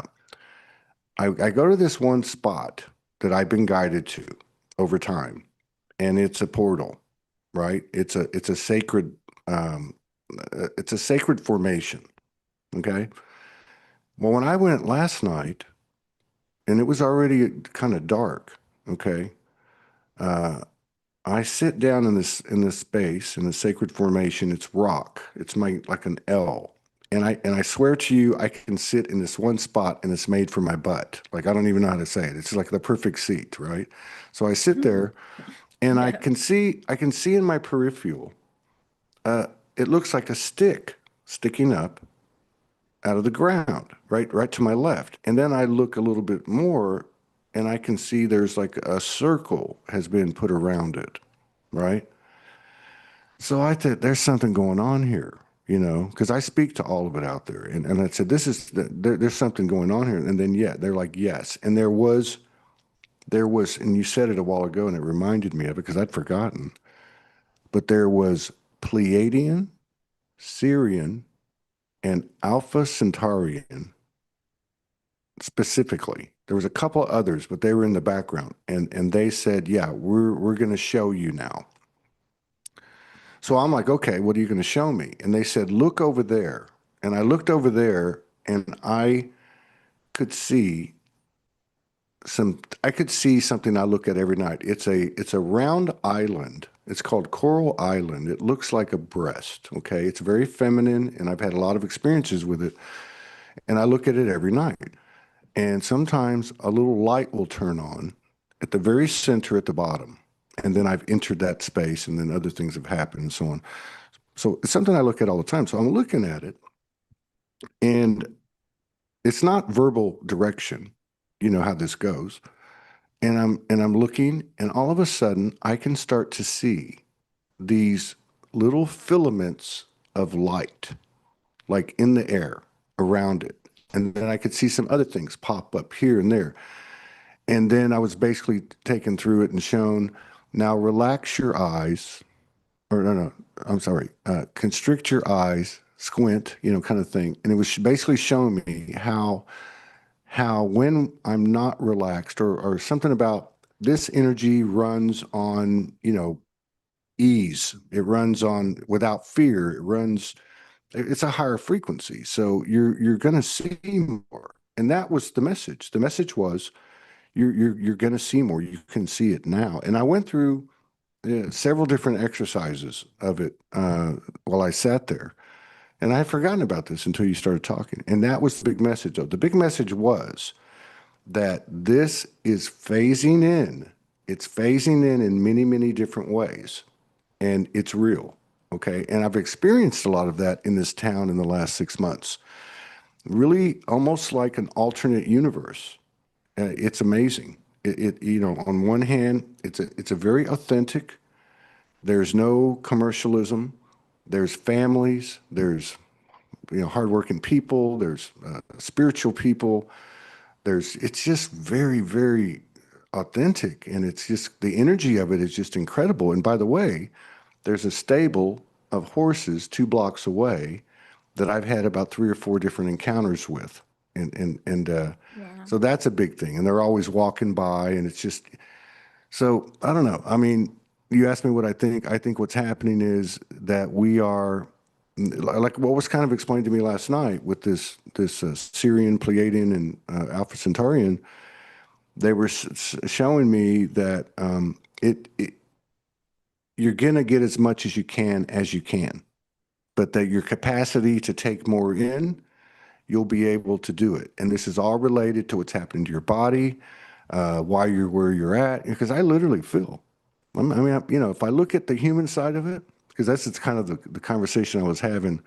I think you said something earlier. I call it a come to Jesus meeting with the universe. Sometimes I got to have a discussion with you. You know, I have a voice here. You know, and but yeah, and so it was like it's all related.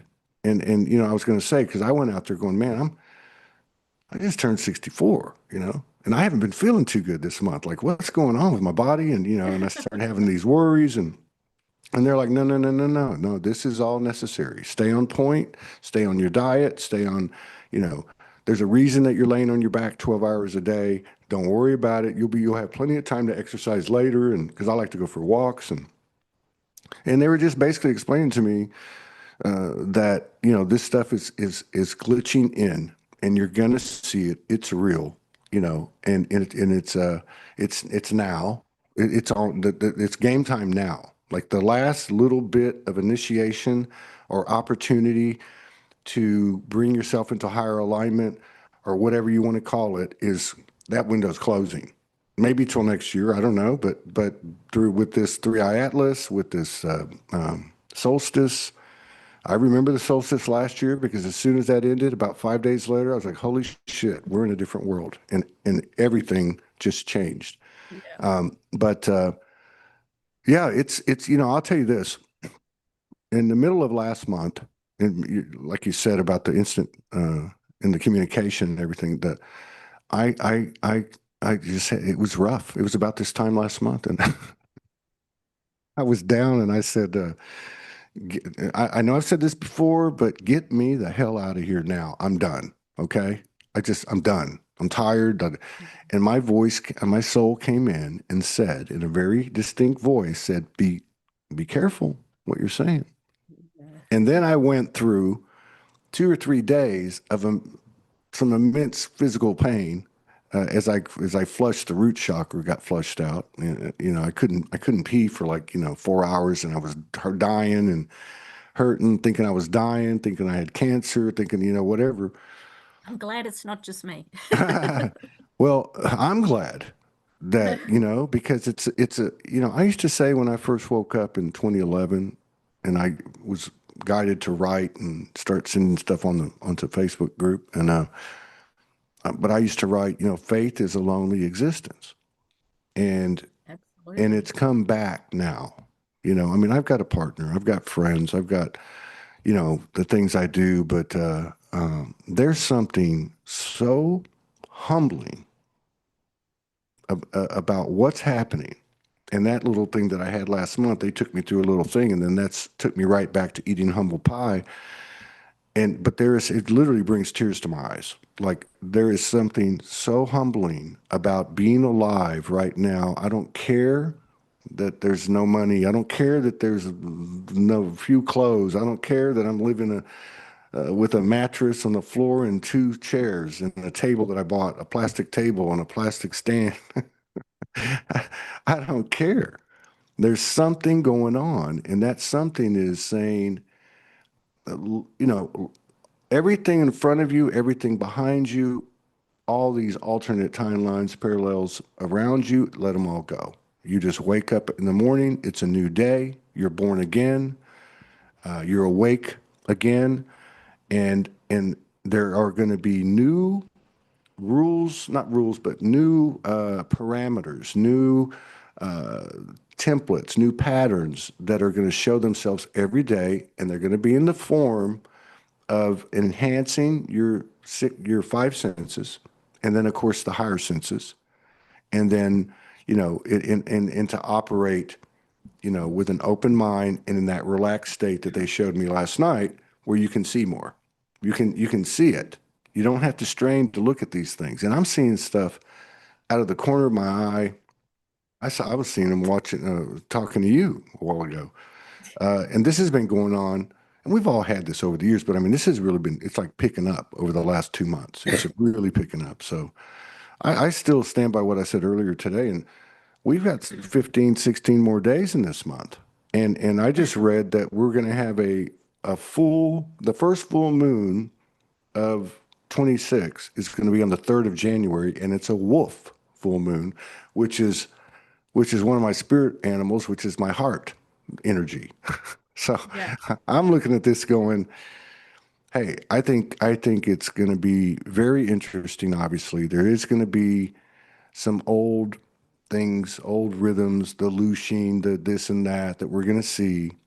But the ability to have that tunnel vision of that horse looking straight ahead, and going forward, running free, and is going to be something that no level of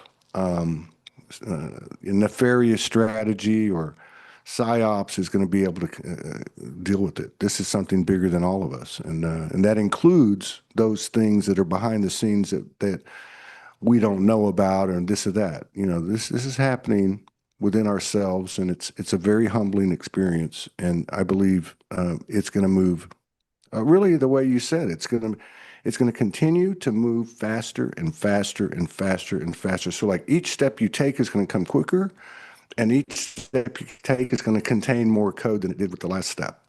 It's just gonna get bigger and bigger and bigger, and literally convert to what we've all sought, what all the masters sought. It's like they used to say, 2,000 years ago, there was one Jesus walking on the planet. Now there's millions, right? I mean, there are Absolutely. millions coming into that level of Christ consciousness or whatever you want to call it, multidimensionality or, whatever. But yeah, it's very humbling. I feel I feel more transparent and more vulnerable than I ever have in my life. And I've always been a doer. I've never been afraid to take risk and I charge the hill. I'm a fire sign. I'm a triple fire. I mean, that's Yeah. just my makeup. But right now, I've had like a yoke on me, like the reins are pulled back. Just sit there. Just sit there. Don't, take it easy. Don't force anything. And I feel I absolutely know in my bones that yeah, like the fire horse, the way you explained it, like it's almost like blast off, just boom, like it's there's not even going to be any second guessing, doubting, or nothing. You're just going to go boom, and and I think the big challenge has been getting used to this new collaborative universal energy. It's not the distortion that we came from in those 12 years from 2012. Something changed in 25 with that last solstice, and that will continue. So if you look at it, this year is a one, like you said. Well, the next year is going to be 20, A two. well, or an 11. It's a, it's a two and 2027. an 11, right? Yeah. 11 2. So, 11 so 2. now we're going to be going up this, and that's another thing I've been shown too since June the 1st. June the 1st, I had the biggest downloads of my life for 2.5 days.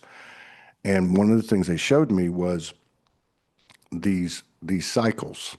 They showed me a 14-year cycle, 11-year cycle, 10-year cycle, 7-year cycle, five, and they were showing me how they were meeting. So yeah, that would be a good example. 27. Yes, it's a 2-year, but it's also an 11. So now we have both playing, right? So there's a lot, like kind of like the work you do. You're not taking one discipline, you're taking a whole bunch of them and kind of putting them together. Mm. That's what we do as souls. We are the Yeah. composition of everything we've experienced. And I think that's probably the biggest factor for me that's helped me to stay inspired in my solitude these last couple of months has been that I don't know the answer. I don't know what's going to happen. But what I do know is the less I worry, the less I concern myself with anything outside of my local sphere of experience, the better things are, the more things come to me. And those things that are out there that I might say that are the next circle out, like my partner or my vocation or this or that, they will all match. They just match like puzzle pieces. And I think it's just been such a kind of a, if we really think about it, kind of a PTSD experience in this particular time, this incarnation, which has been like a summary life of all of our lives, where we're blasting all the bullshit out, we're blasting all the shadow out, and that our nervous system is taking a beating, and we're starting to come out of it, and it's exciting, and it doesn't allow you to miss one step. You can't take any shortcuts. Absolutely. Yeah, you Horses can't. keep moving. You just can't. And the quicker I am to admit to myself that I don't know anything, that I was wrong about this, or whatever. But also no self judgment and so on. But that humility, the humility to it's moving beyond surrender even. And the incredible thing about it is that as we do that, as frail and vulnerable as we feel, the magic and the miracle frequencies turn on more and more and more. You know what I mean? And it doesn't make any sense. The world will tell you you're crazy, but they've been telling us we were crazy our whole lives. Because we are. And now they're asking us for solutions and answers. I've had so many people this year come on the show and say, these people, I just had it yesterday with my friend Jeremy. These people thought I was crazy. They told me I was nuts. And now they're calling me and asking me advice. Like, what does this mean? What's happening to me? I'm hearing voices. I ran into a guy, and it's crazy because I'm in a town, small Mexican town, right on the water.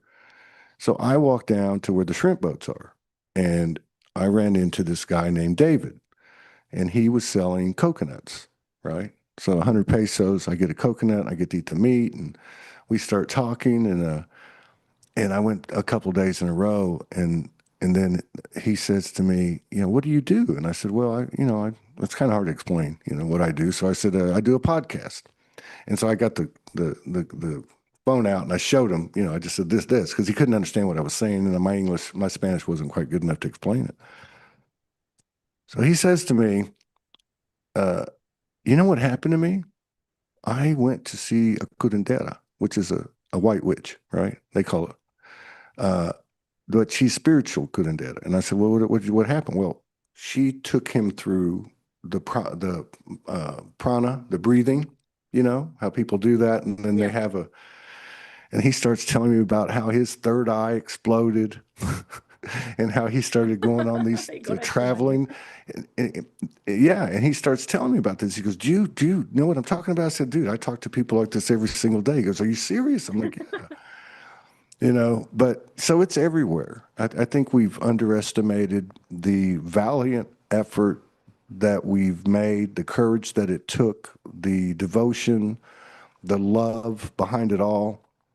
But I also feel, and I feel like that the big part of our power surge is going to be from the recognition and acknowledgement of our own journeys and what we did, what we overcome, what we transformed, what we brought into alignment, and really give ourselves some credit. That's a powerful thing. There's deep humility in that statement. I don't mean to say it like to be cocky or I can do this and no, it's not like that.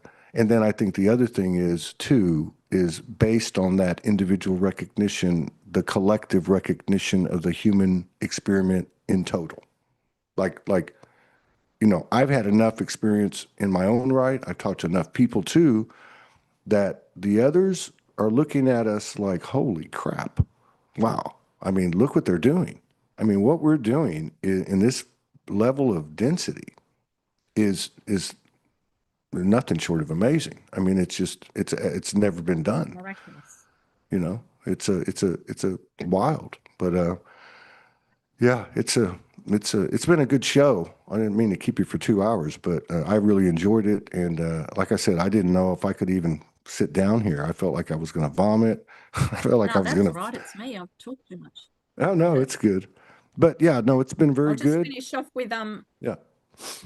is it okay if I just add Yeah, a go few ahead. little things? Yeah, definitely. Go ahead. Do whatever you I want. just wanted to finish off with 2027, or well, it actually starts in the July, the galactic year.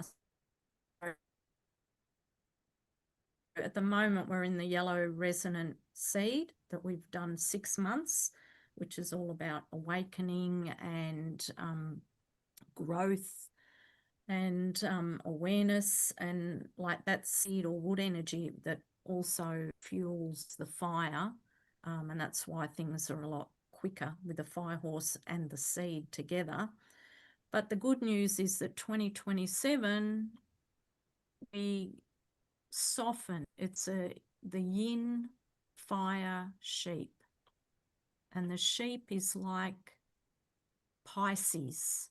Yeah. Highly intuitive, highly connected, highly psychic, highly sensitive and compassionate. And yin fire represents a candle. So the yin fire sheep is a spiritual teacher. And that's going to be the energy of 2027, and the other half of 2026, which in the Northern Hemisphere is going to be a bit um, weird. Sorry, no, the yin fire sheep is 2027, yeah, for the Right. northern. Right. But in the Mayan, it's the galactic moon, red galactic moon, which is the galactic goddess, which is about intuition, psychic abilities, compassion, and with authenticity and integrity.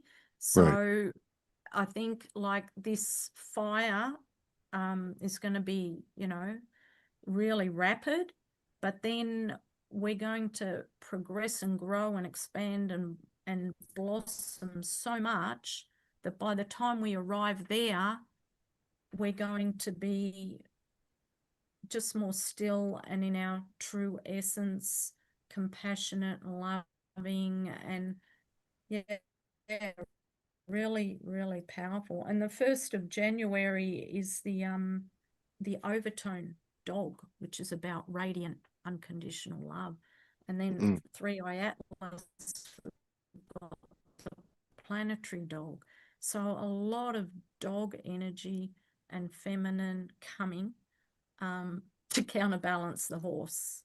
Mm. So that's amazing. The other thing I wanted to say is that most people know that which animal year they're born in, whether they're a horse, a tiger, or whatever, but they may not know that we actually have 4 animals because in the Chinese metaphysics we have what we call the Bazi, Bazi, and it's called the 4 pillars of destiny.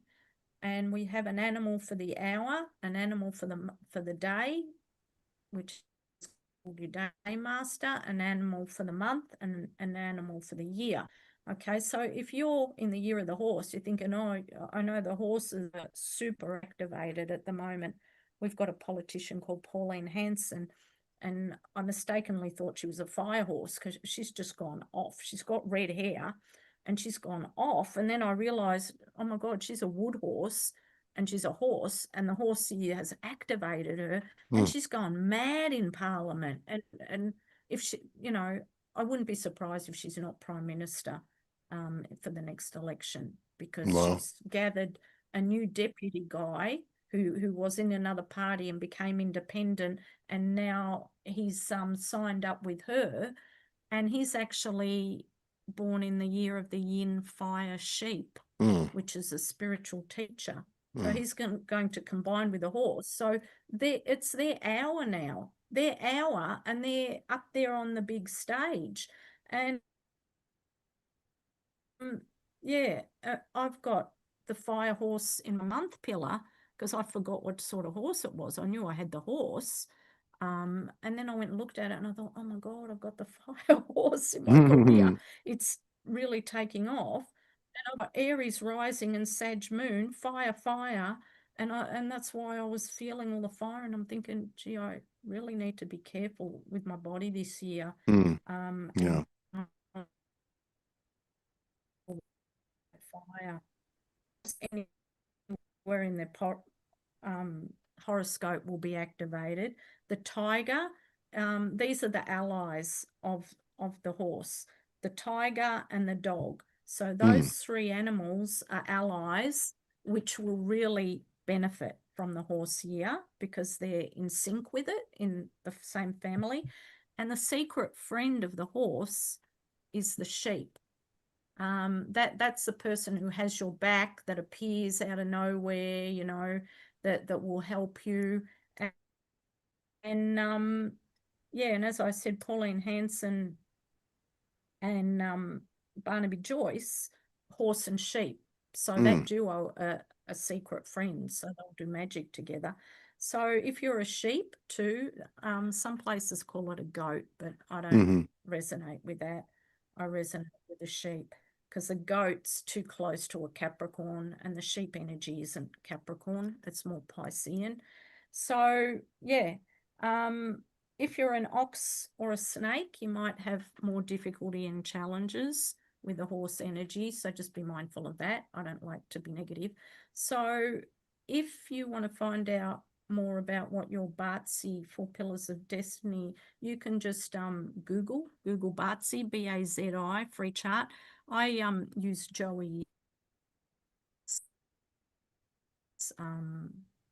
site is bazi.joeyapp.com, and you can go in there, put your details in, have a look at what animals you've got, and learn more, and not just think, oh yeah, I'm a I'm a snake, or No, I'm a I'm going to do that. monkey, or whatever, because Interesting. there's 4 aspects to your personality. So it's interesting to see the month is your career, it's your business, it's Hmm. the family health, and it represents your parents and siblings. When they're doing the Chinese charts are amazing. They can chart your entire life from birth to death from these intricate charts, and they do it, have 10-year cycles, but it's too masculine, analytical for me. The year pillar represents your future, your ancestors, your grandparents, external environment, and the hour pillar represents your children and offspring. And yeah, so in the month pillar, I've got the fire horse, and the hour pillar, I've got the yin fire sheep, and that's what I was saying. My chart's Wow. just gone off. Next 2 years, highly activated, and I've got stellium in Capricorn with Saturn at 0 degrees, and it's really benefic time. There's some beautiful transits for Capricorns at the moment. Thank God, after what we've been through with Pluto destroying us, I think we deserve some reward. So I think 2026 and 2027 are going to really be the harvest year. Even if we're passionate and focused on our destiny and what we want to create, the energy is going to support us. It'll be behind us. It's not Yeah. going to be struggling uphill anymore. Yeah. No. So I think, yeah, we just need to be mindful of the actual energies, not get left behind, not get caught up in the stampede, but use the tools and focus on the health of our bodies and our Yeah. minds, not to get too frazzled and burnt out. Yeah. Well, it sounds So good to I'm me. saying good luck to everyone. Yeah. Thank you for Good that. luck, and yeah, Thank you for that. And I'll reach out to you again thank after the first you. of the year, and we'll get together again. And yeah, I really And enjoyed it. I we'll really see enjoyed it. where the horse is taking us. You're right. Where the horse is Thank taking us. Are we you. being dragged? Are we getting peeled? Shed? Are we getting shed the hard Fast way or and the easy way? Furious, Yeah, Fast and Furious, Blazing Saddles, and Trailblazer. So I like jump that. up on the horse and be a trailblazer. Yeah. There you go. Thank you. Okay. Thank you, Ciao. Christina. Love to Thank you, all. everybody, for joining us. See you tomorrow. We got a Thank couple of you. shows, and thank you for your love and support and contributions. It allows us to keep doing this every day. And I will see you tomorrow. Thank you very much, Christina. Take care. All right. Okay. Bye.